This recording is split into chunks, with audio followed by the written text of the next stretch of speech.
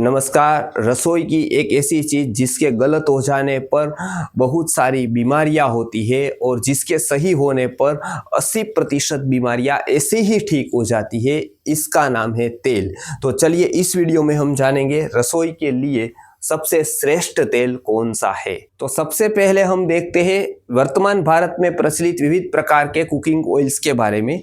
उसमें कुछ तेल ऐसे हैं जो प्राचीन भारत से लेकर अब तक प्रसिद्ध है। वो है तिल का तेल, जो प्राचीन भारत से लेकर अब तक समग्र भारत में खाया जाता है। दूसरा है मूंगफली का तेल, जो खास करके गुजरात और राजस्थान जैसे प्रदेशों में खाया जाता है। तीसरा है सरसों का तेल, जो उत्तर प्रदेश में और उत्तराखंड में खाया जाता है। नारियली का तेल चौथा है, वो साउथ में केरला की साइड खाया जाता है। और पांचवा एरंड तेल है, जिसका प्रायः औषधीय उपयोग और कहीं कहीं आहार के लिए भी उपयोग होता है। और आगे हम देखते हैं कि जो अभी आधुनिक काल में प्रसिद्ध हुए हैं, या तो आधुनिक काल में जिसका प्रचलन बढ़ा है, ऐसे कुछ तेल है। जैसे जैतून का तेल हो गया, वो भी अभी नया नया आया है और सभी जगह प्रसिद्ध है। कपासी का तेल मध्यकाल से लेकर अब तक अभी तक वो प्रचलन में है। सूर्यमुखी का तेल भी आधुनिक काल में ही अभी आया है। राइस ब्रांड तेल वो तो एकदम नया है, तो वो भी अभी प्रचलन उसका बढ़ने लगा है। पाम तेल, जो अभी ही आधुनिक काल में जिसका बहुत सारा उपयोग नमकीन वेफर से लेकर पूरी की पूरी इंडस्ट्रीज में हो रहा है। और सोयाबीन का तेल, जो भी अभी एक न्यूट्रिशन के नाम पर या अलग अलग प्रकार के न्यूट्रिशन या विटामिन के नाम पर उसको अलग अलग दवाइयों में अलग अलग जगह पर खाद्यान्नों में लिया जाता है, वो है सोयाबीन तेल। अब ये दो प्रकार के जो तेल देखे, वो तीन कैटेगरी के आते हैं। मतलब वो प्रोसेस के आधार पर उसकी तीन कैटेगरी होती है। एक रिफाइन ऑयल आता है, एक डबल फिल्टर ऑयल आता है और एक कोल्ड प्रेस ऑयल आता है। ये तीन प्रकार के प्रोसेस के आधार पर उसके प्रकार किए जाते हैं। चलिए देखते हैं कि रसोई के लिए सबसे श्रेष्ठ तेल कौन सा है। तो सबसे श्रेष्ठ तेल यदि हम गिने तो तिल का तेल वो सबसे श्रेष्ठ तेल है। ऐसे आप देखें तो तेल शब्द ही तिल के आधार पर ही बना है, मतलब तिल के संबंधित होने पर ही तेल शब्द बना है। मतलब तेल मतलब ऐसा समझना है कि वो तिल का तेल है। तो ये तिल का तेल सबसे श्रेष्ठ है। अब श्रेष्ठता की कैटेगरी में ये सबसे श्रेष्ठ हो गया। उससे थोड़ा कम, यानी कि श्रेष्ठ जिसको हम कह सकते हैं, अच्छा कह सकते हैं, बहुत अच्छा नहीं लेकिन अच्छा, वो है सरसों का तेल, मूंगफली का तेल, एरंड तेल और नारियल तेल। केवल इसमें खास ये ध्यान रखना है आपको कि किसको वो नहीं खाना है, आपको खास जान लेना है। इसके लिए इसको मध्यम गिनाया है या तो अच्छा गिनाया है, बहुत अच्छा नहीं कहा है। तो ये कुछ नियम लागू होते हैं, कुछ शर्तें लागू होती है जो जानने की जरूरत है आपको, और वो हम आगे की अंतिम स्लाइड में बताने वाले हैं। अब इसके बाद जो अभी कुछ तेल निकले हैं जिसका प्रचलन एडवर्टाइज बहुत हो रही है, तो वो है जैतून तेल, कपासिया तेल, सनफ्लावर तेल, राइस ब्रांड तेल, पाम तेल, सोयाबीन तेल इत्यादि बहुत सारे तेल नए नए निकले हैं। वो तो एकदम क्वालिटी में स्वास्थ्य के लिए भी हानिकर है और क्वालिटी वाले भी नहीं है स्वास्थ्य के अनुरूप या आयुर्वेद के शास्त्रों के अनुसार। अब हम देखते हैं कि हमने जो कैटेगरी वाइज देखा कि उसकी कितनी कैटेगरी है, उसका भी श्रेष्ठता का क्रम हमने यहाँ पर लिखा है। तो सबसे पहले हम देखते हैं कि कोल्ड प्रेस ऑयल होता है, जो एकदम जिसको गर्मी नहीं दी जाती है, जिसको एकदम कोल्ड मतलब कि ठंडा इसे निकाला जाता है, मतलब कोई गर्मी बहुत कम गर्मी देकर निकाला जाता है, उसको कोल्ड प्रेस ऑयल कहते हैं, जिसके कारण उसके सारे पोषक तत्व बने रहते हैं। बराबर है। तो ये कोल्ड प्रेस ऑयल है, वो सबसे श्रेष्ठ है।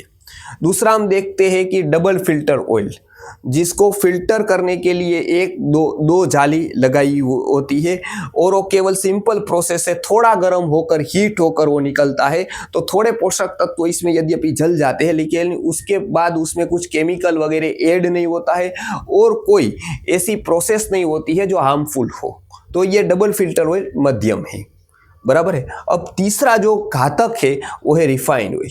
उसमें एक तो ऐसा होता है कि बहुत हाई टेम्परेचर पर वो गर्म होता है और उसके बाद उसमें से चिकनापन, गंध इत्यादि निकल जाता है, तो उसके गुण सारे निकल जाते हैं और उसके बाद उसमें जो केमिकल डाला जाता है उसके कारण वो नुकसान भी करता है। इसके लिए रिफाइंड ऑयल है वो श्रेष्ठता में बहुत कम है, यानी कि वो खाद्य के लिए बहुत ही नीची कैटेगरी का है, या तो वो खाद्य है ही नहीं, ऐसा भी आप कह सकते हैं।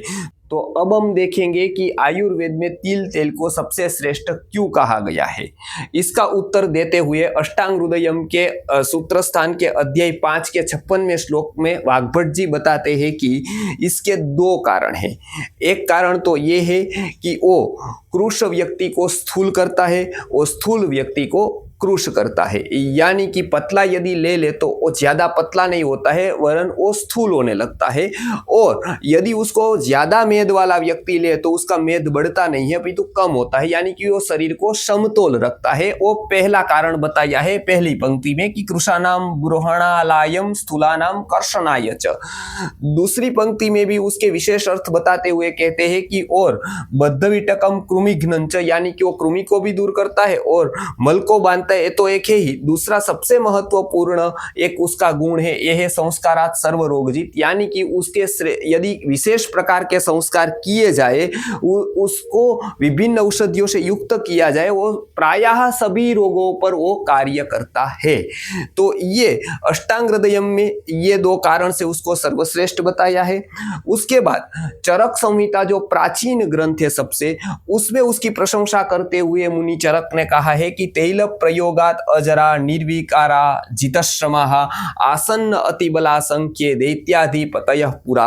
वो कहते हैं कि पहले के काल में दैत्य के अधिपति यानी कि राजा महाराजा लोग जो युद्ध करते थे और युद्ध करने के अनुकूल उसके शरीर के लिए जो व्यायाम, शक्ति इत्यादि इत्यादि जो जरूरी था, उसमें सबसे बड़ा रोल तेल प्रयोग का था, यानी कि वो तेल प्रयोग करके हुए ही निर्विकार हुए हैं, श्रम को जीतने वाले हुए, यानी कि कितना भी युद्ध करे, श्रम करे तो थकते नहीं थे और अति बल को प्राप्त करने वाले थे।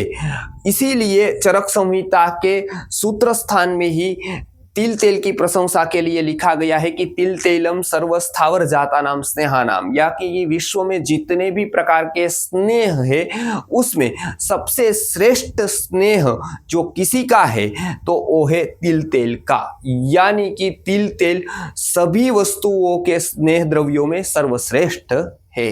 अब अंतिम में सबसे महत्वपूर्ण बात, आयुर्वेद के ग्रंथ अनुसार कौन सा तेल कब यूज न करें। तो सबसे पहले देखते हैं कि तिल का तेल जो योग्य संयोग संस्कार से सर्वरोग नाशक है, इसके लिए वो सबके लिए श्रेष्ठ है, तो उसका तो उपयोग आप हमेशा कर सकते हैं। दूसरा हम देखते हैं मूंगफली का तेल जो थोड़ा ठंडा, मेदकारक और चर्म रोगों को प्रकोप करने वाला है, यानी कि जिसको मेदस्विता है यानी कि ज्यादा वजन है, जो लोग फैटी है और जिसको चर्म रोग है, किसी भी प्रकार का खुजली है या किसी भी प्रकार का और चर्म रोग है, तो उसको मूंगफली के तेल का सेवन नहीं करना चाहिए। आगे हम देखते हैं सरसों का तेल जो अत्यंत गर्म, रक्त व पित्त दोष प्रकोपक है, तो इसके कारण जो लोग गर्म प्रदेश में रहते हैं, गर्मी की ऋतु में है या गर्मी के रोग वाले हैं, और खास करके जिसको रक्त और पित्त के रोग हुए हैं, उसको ये तेल का सेवन नहीं करना चाहिए। उसके बाद ये नारिकेल का तेल जो अत्यंत ठंडा, कफकारक और वाजीकर है, जो अत्यंत ठंडा होने पर ठंड के ऋतु में या तो फिर जिसको ठंड के रोग है, कफ वगैरह के रोग है उसको, या फिर जिसकी प्रकृति ऐसी है ठंडी, उसको ये तेल कम यूज करना चाहिए या उपयोग नहीं करना चाहिए। आगे देखते एरंड तेल जो पेट साफ करने वाला है और बल बुद्धि का वर्धक है। वो पेट साफ करने वाला यानी कि रेचक होने के कारण जिसको दुर्बलता है या तो क्षय जैसे रोग है जिसमें मल बल होता है, और जिसको डायरिया जैसे रोग है, उसको ये तेल का उपयोग नहीं करना चाहिए। और अंत में मैं एक महत्वपूर्ण बात बता देता हूं कि तेल ही एक ऐसी चीज है जिसको खाने से ज्यादा लगाने से लाभ मिलता है। तो शरीर पर लगाने के लिए यानी कि अभ्यंग के लिए कौन सा तेल उपयोग करना चाहिए, उसके लिए हम आगे के वीडियो में बात करेंगे। तो ऐसे ही आप हमारी चैनल से जुड़े रहिए। नमस्कार।